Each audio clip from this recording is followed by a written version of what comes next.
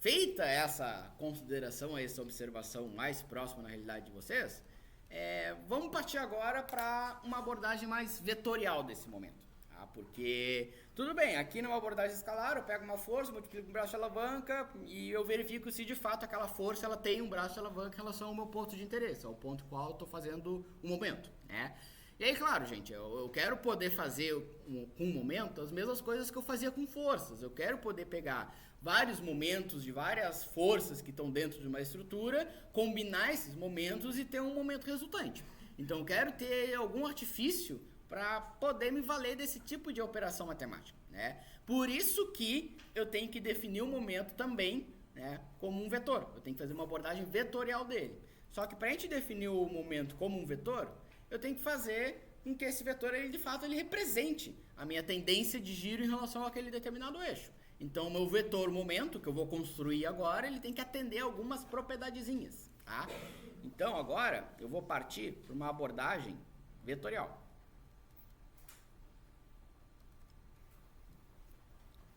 Se eu quero tratar o momento como um vetor de agora em diante, para poder combinar vários vetores e obter uma resultante, para poder somar componentes de momento em X, momento em Y, momento em Z, eu tenho que, primeiro, fazer com que ele obedeça as seguintes propriedades. A primeira delas, eu quero que a direção do que eu vou chamar de vetor momento, que é esse Mzinho aqui, eu quero que a direção dele coincida com o eixo de rotação.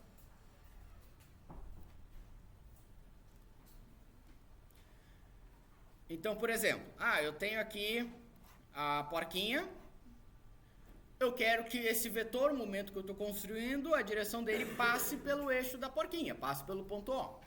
No caso aqui do movimento do exercício de elevação lateral, eu quero que o eixo de rotação, quero que o vetor momento ele passe pelo eixo de rotação, que no caso aqui é o meu ombro.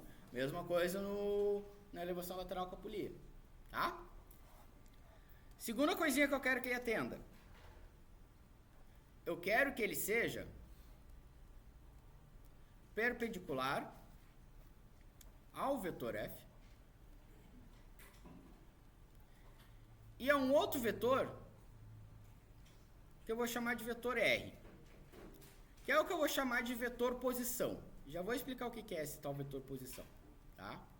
Esse vetor posição, ele é definido da seguinte forma: ele é um vetor que ele parte do ponto que coincide com o eixo de rotação e vai até o ponto de aplicação da força. Então, no caso ali da porquinha, esse vetor R, ele vai ser definido da seguinte forma: ele vai ser um vetor que vai partir aqui do ponto O e vai vir até o ponto de aplicação do F, vai vir até aqui o ponto A. Por isso que eu digo que esse aqui seria um vetor posição de A em relação a O. Eu estou posicionando A em relação a O. Tá? Então, eu vou querer que o meu momento ele seja perpendicular tanto ao vetor F, como esse vetor posição aqui que eu estou chamando de RA/O. Ok? Que no caso aqui, esse vetor posição ele coincide sim com o braço de alavanca, né? Ele coincide ali com a medida equivalente ao braço de alavanca, mas não vai ser sempre assim, tá, gente? Vai ter alguns exemplos que eu vou trazer ao longo das aulas que vai mostrar que isso nem sempre é verdade. Mas por enquanto aqui, pra gente entender o conceito, vamos assumir que esse R aqui que eu estou definindo, ele vai coincidir ali com o braço de alavanca. Até que nesse caso aqui ele está coincidindo, ok? Então eu quero que o meu vetor momento que eu estou construindo ele seja perpendicular ao F e ao R. E por último, que é o que gera traumas de guerra na mente de vocês, eu quero que ele siga o triedo direto.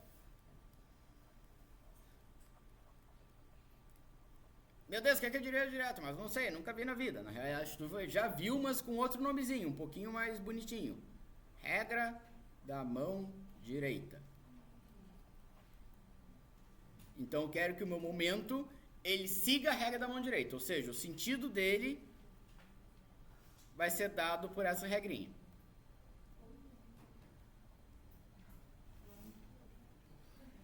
Define o sentido do momento. Então, o que diz essa regrinha da mão direita, gente? Primeiro, vocês têm que ter uma mão direita, tá? Quem não tiver, peça emprestado para alguém. Então, eu vou desenhar a mão direita aqui.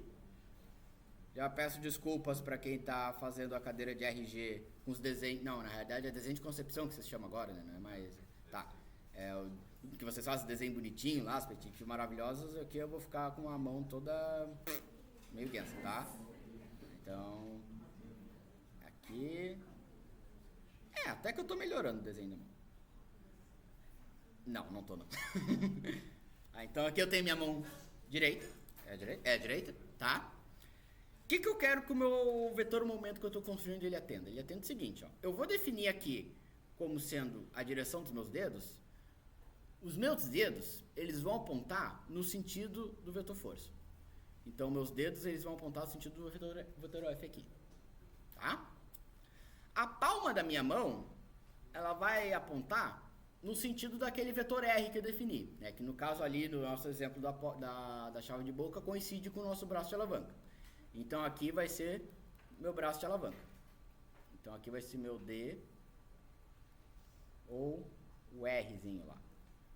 Tá? Peguei esse vetorzinho aqui. O vetor momento que eu estou definindo, ele vai ser a consequência desses dois vetores aqui, porque o vetor momento ele tem que ser perpendicular tanto a esse vetor vermelho como a esse vetor azul. Então, na realidade, o vetor momento ele vai apontar na direção do meu polegar aqui. E aí um detalhe bem importante, gente, eu já vou usar uma simbologia para destacar o que é um vetor momento e o que é um vetor de força. Um vetor de força ele vai ter uma pontinha só. O vetor momento, vocês viram que eu desenhei ele com duas pontinhas. Então, para diferenciar o que é um vetor de força e o que é um vetor de momento no caso espacial aqui, para eu conseguir já pelo desenho identificar que um cara é o momento e outro cara é a força, eu vou representar sempre o momento aqui por um vetor de dupla seta, tá? Então, esse aqui é o que eu vou chamar de vetor M. Então, eu tenho a palma da minha mão, que vai estar na direção do braço de alavanca. Eu vou ter os dedos que vão estar apontando na direção da força. O polegar ele vai apontar na direção do momento. É isso que eu vou fazer para aplicar a regra da mão direita, tá? Então, o meu vetor momento ele tem que atender essas três propriedades. A direção tem que passar pelo eixo, ele tem que ser perpendicular tanto ao vetor F como ao vetor R, e o sentido tem que ser dado pela regra da mão direita. Só que, para ele atender essas três propriedades de maneira simultânea, só há uma forma de eu escrever o vetor momento, que é eu escrever ele da seguinte forma. Eu vou escrever o vetor momento como o produto vetorial entre o vetor posição que eu defini e o vetor força. Então, o vetor momento, uma abordagem mais rigorosa matematicamente, eu defino ele como sendo um produto vetorial entre o vetor posição, que é aquele vetor que tem ali a consequência do braço de alavanca, e o vetor F. Tá? E aí vocês lembram lá dos traumas de cálculo de geometria analítica, que é um produto vetorial, o que ele era? Ele era uma operação entre dois vetores que me resultava num terceiro vetor que era perpendicular aos dois primeiros, né? Então esse M aqui, ele é o resultado do produto vetorial entre esses dois aqui. Então o M ele é perpendicular tanto ao R como ao F, porque na verdade o M ele é normal a um plano contido pelos vetores R e F. Então eu tinha aqui, sei lá, eu tinha o plano lá, né? Eu tinha o vetor momento, ele era perpendicular ao vetor R, que está contido no plano, e ao vetor F. Mas não se preocupem, a gente não vai fazer produtos vetoriais aqui na disciplina, só para vocês saberem de onde que vem a definição vetorial do momento. Ele vem de uma abordagem de um produto vetorial, tá? Que aí o sentido vai ser dado para a regra da mão direita, e aí o módulo do vetor momento aqui vai ser o módulo de um vezes o módulo do outro vezes o seno do ângulo, e aí tem como demonstrar que quando eu pego o módulo do R ali e multiplico pelo seno, isso dá o braço de alavanca. Eu até acho que tem nos slides algum exemplinho disso, senão depois na próxima aula eu trago isso, tá? Então, o momento de uma forma vetorial ele é definido dessa maneira aqui, tá? E aí, definindo o momento dessa forma, como é que eu posso obter o momento resultante? Posso obter ele assim, ó. O momento resultante ele vai ser, eu posso fazer lá a construção geométrica do meu vetor momento, né, colocar ele em escala ali para compor com outros momentos, etc. Só que isso aí é meio chatinho de eu fazer, eu quero fazer uma abordagem mais algébrica desse momento. Então eu vou fazer esses tipos de equações aqui, eu vou ter a componente x do momento, que vai ser a soma de momentos em x, vai ser o componente y do momento, vai ser a soma dos momentos em y, e eu vou ter a componente z do momento, que vai ser a soma dos momentos em z. Então, cada força que está distribuída no corpo rígido lá, sei lá, eu tenho a batatinha aqui, eu tenho a batatinha, aí eu tenho várias forças aplicadas nessa batatinha. Se eu, sei lá, assumir que essa batatinha ela tá presa nesse ponto A. Essa força ela vai ter um braço de alavanca em relação ao ponto A. Essa força vai ter um pouquinho... Deixa eu tirar aqui, deixa eu botar essa força em outra posição. Essa força vai que é aqui. Isso, tá melhor. Então essa força, a linha de ação dela não vai passar pelo ponto A, então ela vai ter um braço de alavanca também. Essa aqui não está passando pelo ponto A, então vai ter um braço de alavanca. Essa aqui não vai estar passando pelo ponto A, ela tem um braço de alavanca. Então, como cada uma dessas forças, F1, F2, F3, elas têm um braço de alavanca, D1, D2 e D3 em relação ao ponto A, para obter um momento resultante no ponto A, eu tenho que somar a contribuição de cada uma das forças em relação ao ponto A. A contribuição de momento que cada uma das forças gera em relação ao ponto A. Então, aqui eu teria uma distância D1, né? Então, aqui eu teria uma distância D1, aqui eu teria uma distância D2 e aqui eu teria uma distância D3. Cada força teria seu respectivo braço de alavanca em relação ao ponto, tá? E aí, claro, gente, vamos lá. Isso aqui é numa equação mais geral, em que eu tenho uma componente x do momento, que é uma tendência de giro nesse sentido, tem uma componente y no momento, com uma tendência de giro nesse sentido, e uma componente z do momento, com uma tendência de giro nesse sentido aqui. Só que no caso plano, eu só vou ter uma componente desse momento, que é uma tendência de giro no sentido normal ao plano. Então, se eu tenho, por exemplo, o plano do quadro aqui, eu tenho o plano xy aqui que coincide com o plano do quadro, se eu tenho um objeto fazendo movimento de rotação aqui no meu plano, na realidade esse movimento de rotação está sendo em torno de um eixo que é normal a esse plano. Todo mundo enxerga isso? Porque eu tenho plano do quadro, o eixo de rotação ele vai estar normal ao plano do quadro, perpendicular a ele. Porque o movimento de rotação ele vai estar ocorrendo nesse sentido aqui. Ele não pode ocorrer em torno de um eixo que está aqui, por quê? Porque ele vai estar saindo do plano. E eu não posso fazer em relação a esse eixo porque ele vai estar saindo do plano também. Então, no caso plano, eu só posso fazer uma rotação nesse sentido aqui, em torno de um eixo que eu vou chamar de eixo Z. Então, no caso plano, eu só vou ter esse caso aqui. Então, esse aqui é o caso 2D, caso plano XY. Opa, não é plush, é plano. E aí, claro, gente, como eu quero trabalhar com componentes para fazer uma abordagem algébrica aqui dos números vetores, essa soma eu sempre tenho que fazer considerando um sentido para ser o positivo, né? Então, no caso plano, como eu só tenho uma possibilidade de giro no sentido horário no sentido anti-horário, eu vou ter o seguinte caso. Ou eu vou ter esse cara aqui, onde é que tá? Esse cara aqui como sendo positivo, ou esse aqui como sendo positivo. Geralmente a gente arbitra o anti-horário como sendo positivo. Tá? Eu não tô entendendo nada do que tu tá falando, Marcos. Pelo amor de Deus. Vamos fazer um exercício, então. Então, eu tenho aqui um postezinho.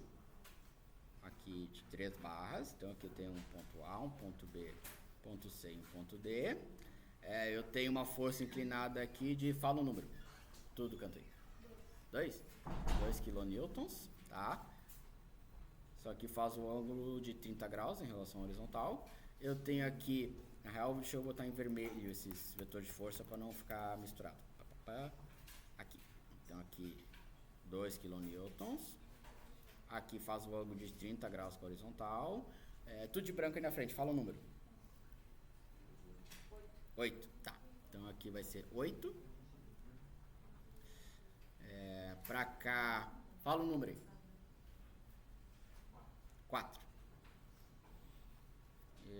Deixa eu ver o que mais. Vou botar uma força aqui também. Fala o número aí. 15. Tá. 15. Beleza. Aí eu vou dizer o seguinte, gente. Eu vou dizer que esse postezinho, ele tá engastado aqui no ponto A. Essas medidas aqui, elas vão ser... Vamos botar cotas aqui. Já tiveram aula de cotas lá de desenho arquitetônico? Aula de cotas. Como é que faz cotas? Aqui 2 metros, aqui 3 metros. Aqui vai ser... E tem uma maneira certa de colocar as cotas, né, gente? Não é lá bambu também, não é bagunça. É RG? Ah, tá. E aqui 1,5 metros. Essa distância aqui, ela vai ser... Fala o número aí. 1.827. Mas tu me quebra. Vou dividir isso por 1 milhão. Vou botar 5 metros.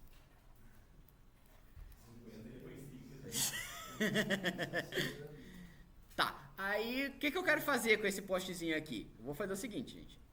Obter o momento resultante em relação a um eixo Z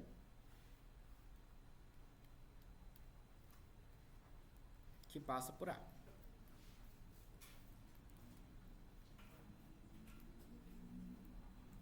Tá? O que significa? Significa que eu quero obter um momento resultante, uma soma da contribuição de momento de cada uma dessas forças, em relação ao eixo Z que passa pelo ponto A. Então esse aqui é o meu plano XY, o eixo Z ele vai estar perpendicular ao plano do quadro. E o eixo Z que passa pelo ponto A é esse eixo Z aqui. E aí eu vendo ele de frente, ele se acumula num ponto. Por isso que às vezes eu vou me referir como sendo o ponto A. Tá? E aí para a gente obter isso no caso plano, como é que a gente faz? A gente faz o seguinte, ó. Para eu obter o momento resultante em relação ao ponto A, em relação ao eixo Z que passa pelo ponto A, eu vou fazer a soma da contribuição de momento gerado por cada uma das inésimas forças que estão nesse corpo rígido em relação ao ponto A. Então eu vou pegar cada uma das forças, vou ver qual é o braço de alavanca dessa força em relação ao meu ponto de interesse, vou multiplicar a força pelo braço de alavanca, e aí eu vou ter um momento que vai ser a contribuição de momento daquela força em relação àquele ponto. Considerando o anti-horário como sendo positivo. Então, dito isso, vamos lá. Eu tenho aqui, por exemplo, a força de 4 kN. Primeira pergunta. Essa força de 4 kN, ela passa pelo ponto A? Não, né? A linha de ação dela está passando por aqui. E essa linha de ação, ela não passa pelo ponto A. Então, se ela não passa pelo ponto A, significa que tem uma distância ortogonal até esse ponto A, certo? Qual é a distância ortogonal dessa linha de ação aqui até o meu ponto A? 3 metros, né? Essa medida aqui. Essa a distância. Então, o momento gerado pela força de 4 kN em relação ao ponto A vai ser 4 vezes 3 metros. Agora, a pergunta que sempre mata a metade da turma. É positiva ou negativa essa contribuição de momento, Marcos? Vamos ver. Eu tenho aqui o 4 kN. Ele está apontando nesse sentido aqui. Eu quero fazer esse 4 kN, tentar girar, fazer uma tendência de giro em relação ao ponto A. Então eu vou fazer esse 4 kN dar uma volta em relação ao ponto A. Então de novo, ó, fazer o 4 kN dar uma volta em relação ao ponto A. E aí beleza, enxerguei o movimento que esse vetor tende a fazer em relação ao ponto A, o movimento de rotação. Vou pegar a minha mão direita e vou fazer essa mão direita realizar o mesmo movimento que eu fiz. Então se a força ela fez esse movimento, minha mão direita vai fazer o mesmo movimento. Aí observe que o polegar ele já apontou no sentido do vetor momento. O vetor momento ele está entrando no plano do quadro e entrando no plano do quadro se reflete num giro no sentido horário. E como para nós o anti-horário, que é o positivo, então aquele 4 vezes 3 ele vai ser uma contribuição negativa para o momento. Então isso aqui vai ser menos 4 vezes 3. Todo mundo enxergou a aplicação da regra da mão direita? Tá.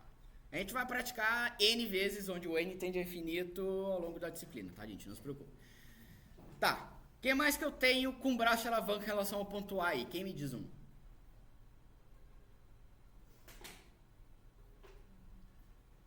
Não tem mais nenhuma força com braço de alavanca em relação ao ponto A, gente?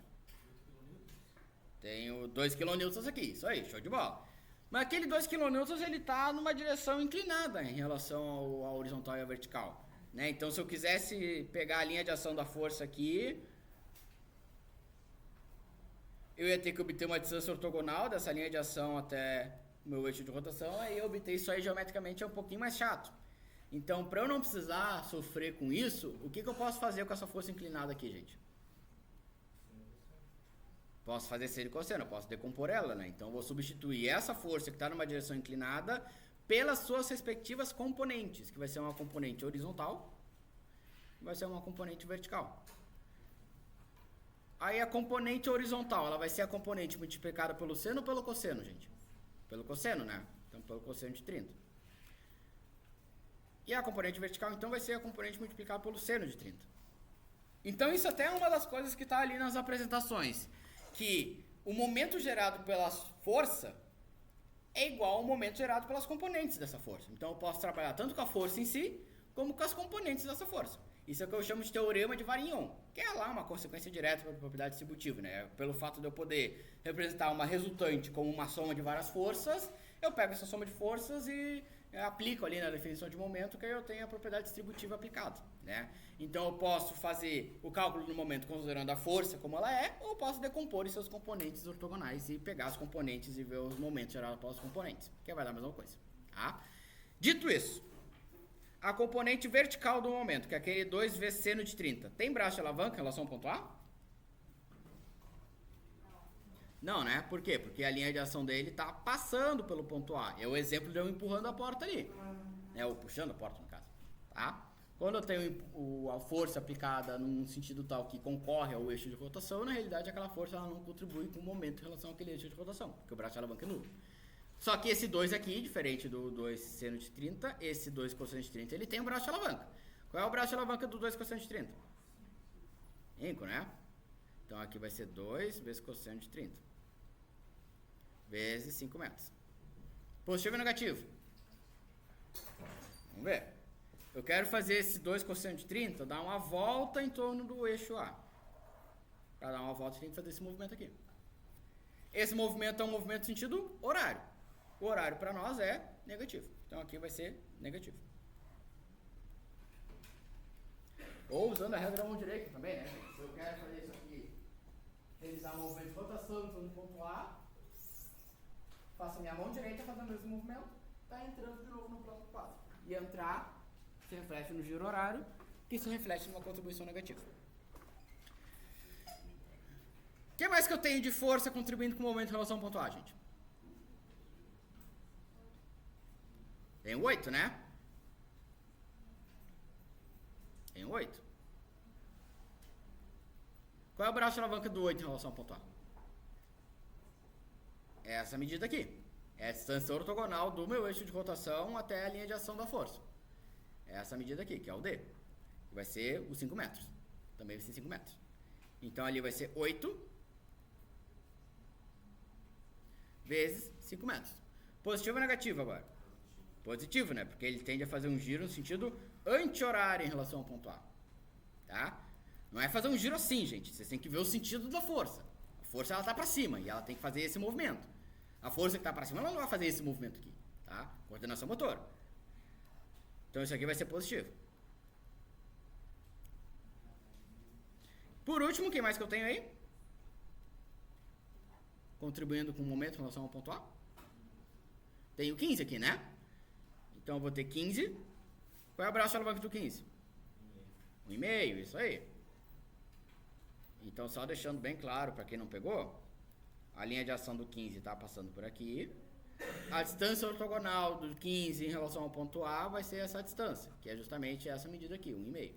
Então vai ser 15 vezes 1,5. Positivo ou negativo? Positivo. Horário. Igual a zero. Desculpa, igual a zero não. Igual ao momento restante. É porque eu já estou antecipando umas coisas. Então, um momento restante, em relação ao ponto A, ele vai ser...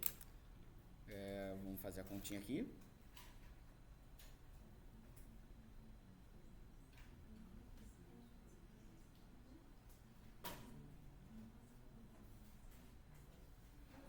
V5, mais 8 V5, mais 15 vezes 1,5, 41 com 83.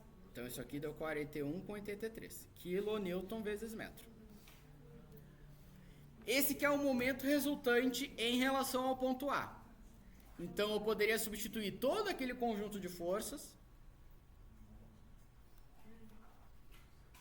Poderia substituir todo aquele conjunto de forças por um momento resultante no ponto A. Como eu achei positivo aqui, e eu considerei o anti-horário como positivo, então de fato isso aqui é uma tendência de giro no sentido anti-horário. Tá? Se eu tivesse achado negativo aqui, gente, que conclusão que eu ia ter que chegar? no sentido, né? Então, se isso aqui fosse negativo, se negativo, seria uma tendência de giro no sentido horário daí. Então tome muito cuidado com a questão dos sinais que vocês estão usando no meio da história. Ok? Então aqui, bom, achei 41 com 83, então ali o diagrama equivalente seria 41 com 83 aqui. Claro, aqui teria resultante de forças também, né, gente? Aqui teria uma resultante de forças em Y, um RY, e aqui teria uma resultante de forças em X, um RX. Aqui passando pelo ponto A, aqui passando pelo ponto A. Que é o que a gente viu na aula passada lá, como calcular resultante numa direção Y, resultante numa direção X. Não sei se foi na aula passada ou na aula retrasada. Foi na aula retrasada, tá? Mas o ponto é, momento resultante, relação ao eixo Z que passa pelo ponto A é esse carinha aqui, tá? E aí, claro, gente, vamos lá. Questão conceitual valendo 0,05 pontos. Quem souber a resposta, levanta a mão que eu aponto para a pessoa e ela me responde, tá? Eu tenho um momento com valor aqui. Eu tenho um momento com valor. Aqui é o 41 com 83. E eu tenho aqui um engastezinho. Se eu assumir, estou dizendo para vocês que esse poste está em equilíbrio, ele está parado, ele não está se mexendo. Tá? Ou seja, esse poste aqui, ele está ali estático, ninguém está fazendo ele se movimentar. Estou assumindo que ele é rígido, etc, etc. Só que eu calculei o momento em relação a esse ponto aqui e obtive um valor finito. Só que para isso aqui ficar estático, eu tinha que ter esse cara aqui? Não, né? Quanto que deveria valer o momento nesse ponto? Zero. Mas não está dando zero. Por quê? Quem responder essa, levanta a mão. Não, tu já... Qual é o outro? Já não sabe desse spoiler. Eu vou tentar. Vai. Porque a estrutura deve ter uma força tipo máxima que aguenta assim. Exato. É por aí, tá? Então tem uma tendência de giro nesse sentido. Tá, tu pode responder então, André. Qual é a tua resposta? É porque ela tem uma força de barco do outro lado, vai dar zero. Isso, também. Tá, então os dois ganharam aí, zero. Tá, vamos ser justos. Então aqui eu tenho uma tendência de giro no sentido anti-horário, gerado pelo que eu chamo de forças ativas. Então todas aquelas forcinhas que estão naquele diagrama são forças que tendem a tombar o meu poste. Só que o meu poste ele não vai tombar por quê? Porque eu tenho esse símbolozinho aqui no ponto dele. Esse símbolozinho é o que eu chamo de vínculo, ou meio de ligação. É esse cara aqui que está segurando o tranco. E como é que ele segura o tranco? Nesse vínculo vai surgir uma resposta a esse vetor aqui, por meio de um vetor no sentido oposto, que é o que eu vou chamar de reação.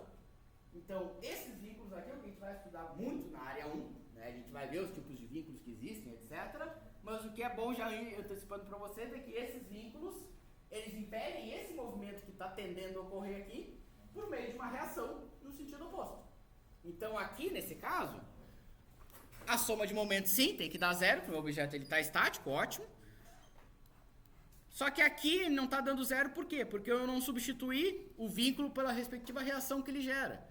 Para que isso aqui dê zero, eu tenho que botar aqui o momento das forças ativas, que foi o que eu calculei no exercício, mas eu tenho que colocar aqui nesse ponto também o momento reativo que vai ser gerado no engaste. Que vai ser de mesmo módulo, mesma direção, mas sentido oposto. Então, se o momento ativo é no sentido anti-horário, o momento reativo, que eu vou chamar, a carga, momento reativa, vai ser no sentido horário. Então, isso aqui vai valer 41 com 83 também. Isso é que eu vou chamar de reação, momento,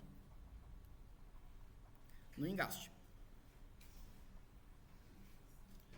Tá?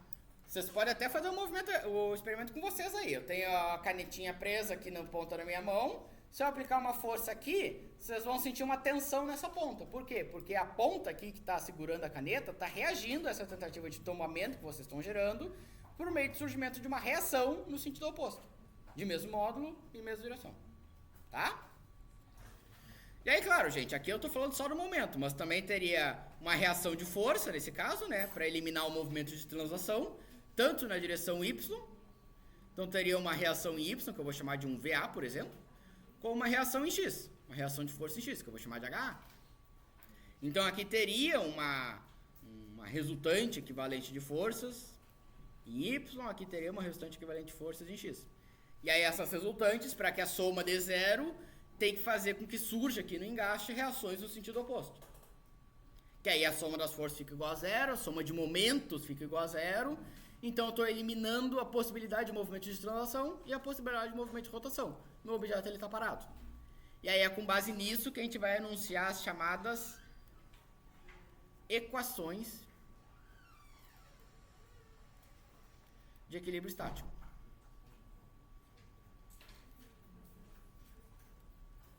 O que são as equações de equilíbrio estático, então? Elas são as condições mínimas que eu tenho que atender, que a minha estrutura, o meu corpo rígido tem que atender, para que o meu objeto ele fique em equilíbrio estático. Tá? No caso plano, vão ser basicamente três. A soma de todas as forças na direção x, considerando para a direita positivo, por exemplo, vai me resultar em uma resultante de forças numa direção x, que é esse Rx aqui. Só que essa resultante ela tem que ser uma resultante nula, porque vai surgir uma reação no sentido oposto. Por outro lado, tem soma de forças em y, numa direção vertical positiva, por exemplo, vai ser igual a uma resultante em y, que vai ser igual a zero. E a soma de momentos, numa direção z, considerando o anti-horário positivo, vai ser igual a um momento resultante, em relação ao eixo z, vai ser igual a zero também.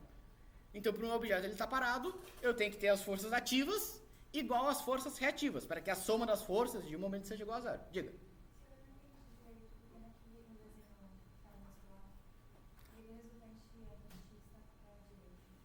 Por que o Rx ele tá para a direita? Ah, não, aqui é só arbitrei um sentido, mas na realidade, se for ser coerente aqui com outro sentido, eu teria que botar ele para cá, né? Mas sim, é isso aí. Tá? Então, tá apontando para cá, a reação ela tem que ser no outro sentido para eliminar, para que fique igual a zero, né? Então, se eu calculei a resultante, eu achei que a resultante ela aponta para baixo aqui, a reação que tem que surgir no apoio é uma reação para cima. Se eu achei que a resultante ela aponta para a esquerda, a reação que surge no apoio tem que ser para direita. Tá? Tranquilo? Vamos fazer um intervalinho de... Ah, mas já tá perto do final da aula. Vocês não aguentam mais 20 minutos de eu falando? Tá, 5 minutos de intervalo então. 5 minutos. 5 minutos, 5 minutos. Então, 8h47 eu vou retomar aqui. Tá?